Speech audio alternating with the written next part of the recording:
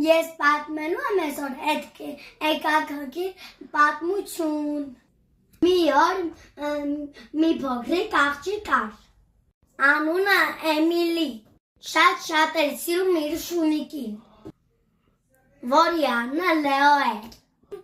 Մի օր Լեոն կորավ այգում։ Էմիլին շատ տխրեց, ում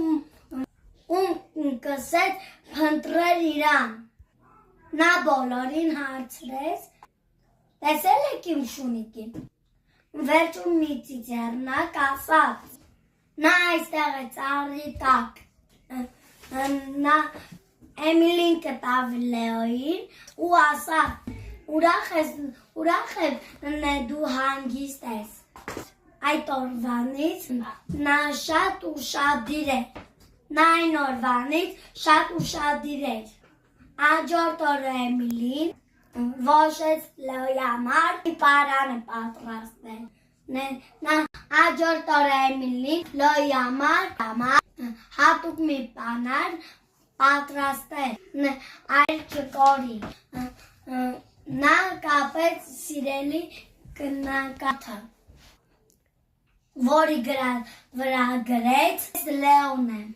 և պատկանում եմ Էմիլը։ Էմիլի ու Լեոին որոշեցին գնան այգի, նրանք հանդիպեցին փոքրիկ տղային, ով շատ տխուր էր։ Տղան ասաց. ես կորցրել եմ իմ կատուին, որը քնած էր, ով չեմ կարողանում գտնել։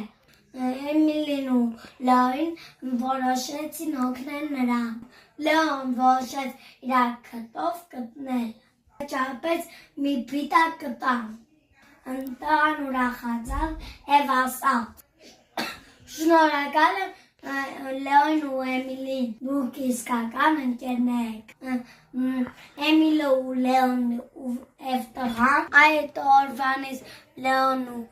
տղան Էմիլը և Թոմը միասին խաղում էին, օգնում էին ուրիշներին։ Այսպիսով պատմությունը դառնում է ուսուցողական